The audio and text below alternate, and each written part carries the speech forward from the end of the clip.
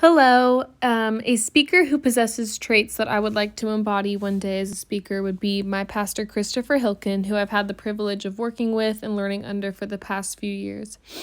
So here's a little piece to a recent sermon he gave.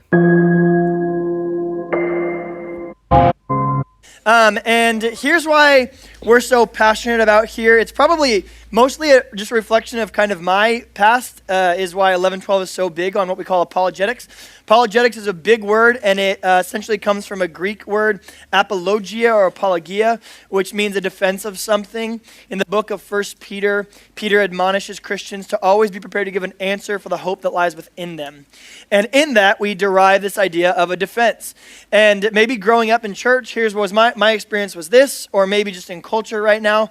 It's really hard to find a Christian who has a brain in culture, like in cultural media, right? Like you give me a movie that you've seen where the Christian in the movie was a hero instead of some either like backwoods redneck or overly judgmental son of a frick. You know what I'm talking about? Like just no matter what you do, you're either watching a movie that makes you want to cringe up to like Christian produced movies that you're like, oh, this is awkward and uncomfortable, or it's a secular produced movie and the Christian is like Amanda Bynes' character in Easy A, or they're the ones that are, they're either. So yeah, that was just a little snippet of him speaking. But Chris has many strengths when it comes to communicating. One of his strategies to hook the audience in is his use of personal stories in order to make people lean into what he is saying or even relate to what he is saying. And he does this because people are much more likely to listen if the speaker takes on a personal approach.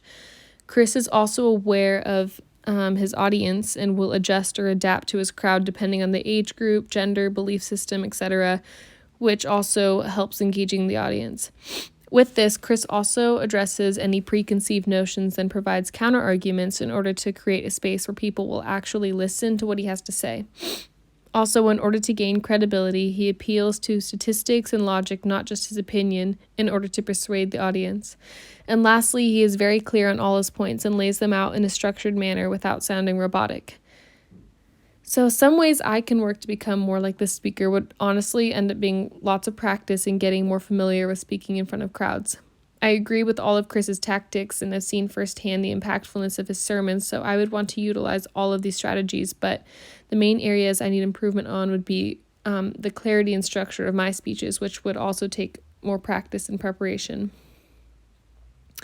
So if I was successful in becoming more like the speaker, it would help in many areas of my life, from everyday conversations within my relationships, giving presentations in school, and even my career down the line.